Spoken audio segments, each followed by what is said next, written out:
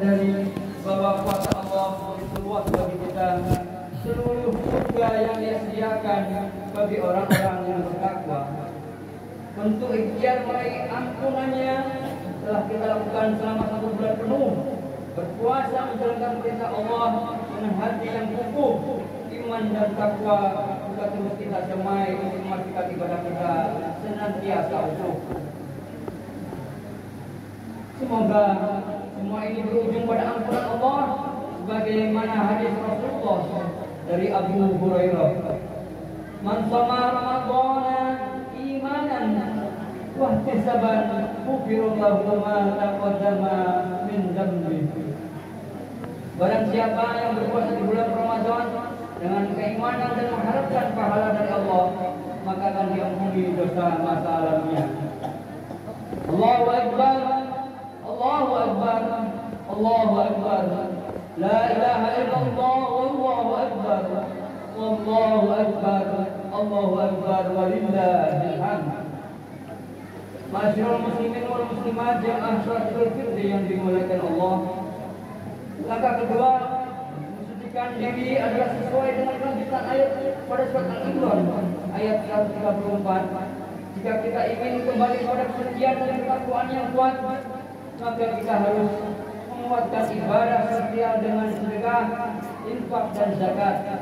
Ibadah ini tidak hanya dilakukan saat kita dalam kondisi finansial kuat, namun harus dilakukan saat kita merasa berat sebagai wujud taat kepada Allah Sang Pemberi nikmat.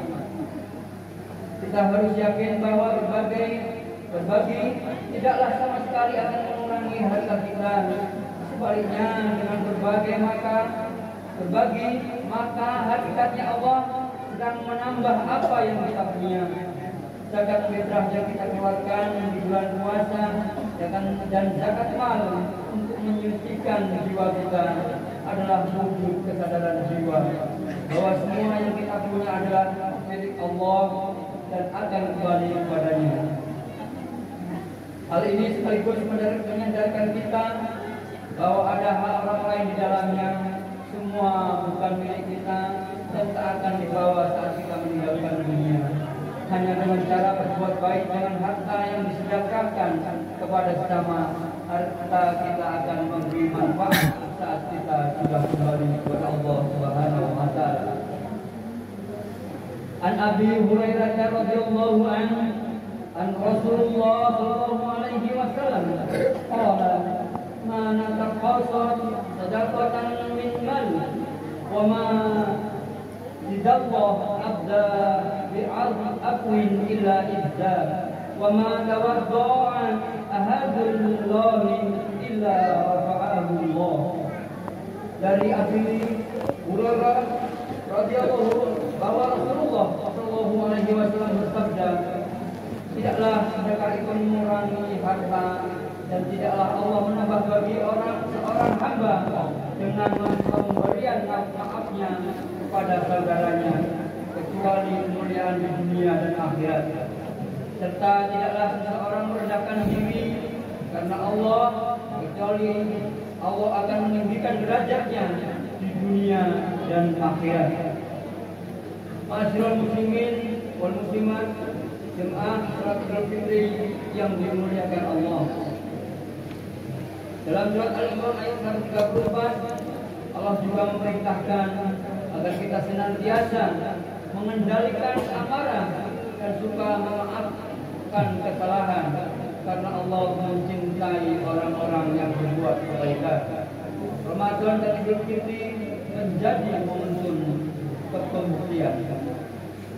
Saat puasa kita diwajibkan mengendalikan hawa nafsu, amarah yang sering kita lakukan. Kemudian di hari Idul Fitri kita diperintahkan untuk saling memaafkan. Mari semua itu kita lakukan dengan tulus tanpa kepalsuan. Perkuat silaturahmi untuk mengikat hati kita bersama penuh kedamaian. Mari jadikan Idul Fitri kali ini Idul Fitri kita yang terbaik bagi kita. Mari kuatkan tekad untuk senantiasa mempertahankan kesucian ini bersama. Kita tidak tahu apakah kita akan bisa bertemu dengan Idul Fitri mengikuti masa selanjutnya, mari kita saling memaafkan atas segala dosa yang pernah kita buat pada sesama. Terutama meminta maaf kepada kedua orang tua yang telah melahirkan kita ke dunia.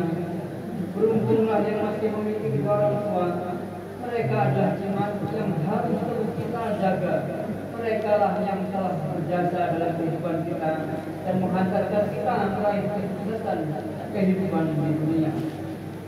Saat ini usia orang tua kita terus bertambah, fisik mereka pun semakin lemah. Raih kekuatan mereka yang sudah mulai berikut, namun penuh dengan doa. Cium tangan mereka, peluk erat tubuhnya. Minta maaflah kepada mereka dengan setulus hati dan jiwa. Percayalah, sukses apapun kita di dunia, tidak ada apa-apanya di hadapan mereka. Mereka lah yang telah menjadikan kita mampu meraih ini semua.